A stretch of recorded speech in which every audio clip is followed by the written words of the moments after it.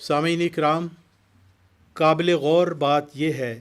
कि हज़रत मोहम्मद सल्लल्लाहु अलैहि वसल्लम ने अल्लाह ताला से इल्हाम पाकर अपनी उम्मत को ख़बर दी थी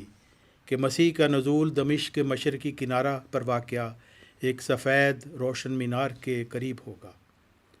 हज़रत मिर्ज़ा ग़ुलाम अहमद अलैहिस्सलाम ने अल्लाह ताला से इल्हाम पाकर एक सफ़ेद मीनार की तामीर के काम का आगाज़ क्यों फरमाया, जबकि उनका तो नज़ूल हो चुका था? क्या हज़रत मिर्ज़ा ग़ुलाम अहमद अलैहिस्सलाम के अलावा भी किसी वसीले में मसीह की पेशगोई मौजूद थी? ये एक गौर करने वाली बात है कि उनके नज़ूल के बाद फिर उस मीनारा की तामीर को अल्लाह ताला ने इल्हाम से क्यों हुक्म फरमाया, और फिर उन्होंने ये मीनारा क्यों तामीर किया?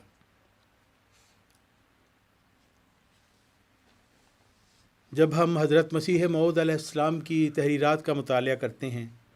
और अहादीस का मुतालिया करते हैं तो मालूम होता है कि हमारे प्यारे नबी ख़ातमुन नबीयीन हज़रत मोहम्मद सल्लल्लाहु अलैहि वसल्लम ने एक ऐसे मसीह के नज़ूल की ख़बर अता फ़रमाई थी जिसका वजूद इमाम महदी अलैहिस्सलाम से अलहदा वजूद है। चुनांचे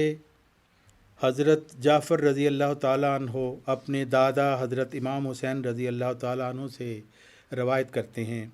रसूल अल्लाह सल्लल्लाहु अलैहि वसल्लम ने फ़रमाया, वो उम्मत कैसे हलाक होगी जिसके अव्वल में मैं हूँ, महदी उसके वस्त में और मसीह उसके आखिर में है, लेकिन इसके दरमियान एक कजरौ जमात है। इनका मेरे साथ कोई ताल्लुक़ नहीं और मेरा उनके साथ कोई ताल्लुक़ नहीं। हज़रत मिर्ज़ा ग़ुलाम अहमद अलैहिस्सलाम ने भी अपनी ज़ुर्रियत में पैदा होने वाले एक मसीह इब्ने मरियम की पेशगोई फरमाई थी। अब देखें हालात और वाक़यात कैसे एक दूसरे के साथ जुड़ रहे हैं। हजूर अलैहिस्सलाम फरमाते हैं, ये इज़ाला ओहाम से ये इक़्तिबासात हैं, उस मसीह को भी याद रखो जो इस आजिज़ की ज़ुर्रियत में से है, जिसका नाम इब्ने मरियम रखा गया है,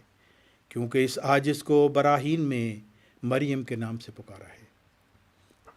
फिर आप फरमाते हैं, बिलाखिर हम ये भी ज़ाहिर करना चाहते हैं कि हमें इससे इनकार नहीं कि हमारे बाद भी कोई और भी मसीह का मसील बनकर आवे, क्योंकि नबियों के मसील दुनिया में होते रहते हैं, बल्कि खुदा ताला ने एक कतई और यकीनी पेशगोई में मेरे पर ज़ाहिर कर रखा है कि मेरी ही ज़ुर्रियत से एक शख्स पैदा होगा जिसको कई बातों में मसीह से मुशाबत होगी। वो आसमान से उतरेगा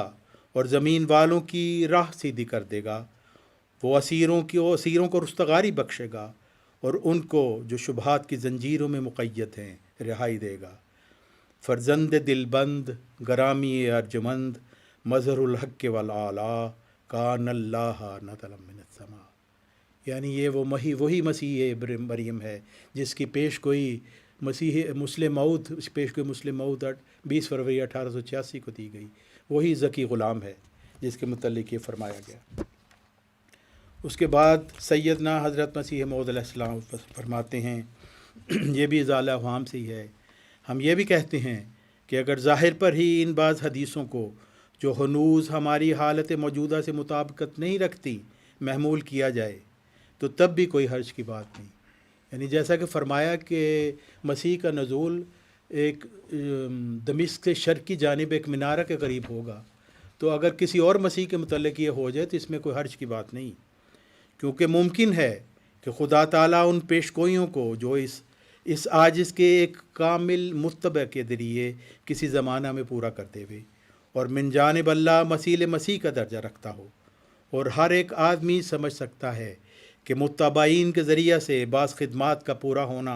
दर हकीकत ऐसा ही है कि गोया हमने अपने हाथ से वो खिदमात पूरी की। बिलखसूस जब बाज़ मुत्तबाइन फ़ना फ़िश शेख की हालत इख्तियार करके हमारा ही रूप ले लें और ख़ुदा ताला का फ़ज़ल उन्हें वो मर्तबा ज़िल्ली तौर पर बख्श देवे जो हमें बख्शा है। इसलिए वो जुज़ और शाख होने की वजह से मसीह मौत की पेशगोइयों में भी शरीक है, क्योंकि वो कोई जुदा शख्स नहीं। बस अगर ज़िल्ली तौर पर वो भी खुदा ताला की तरफ से मसीह का नाम पावे और मऊद में भी दाखिल हो तो कोई हर्ज नहीं।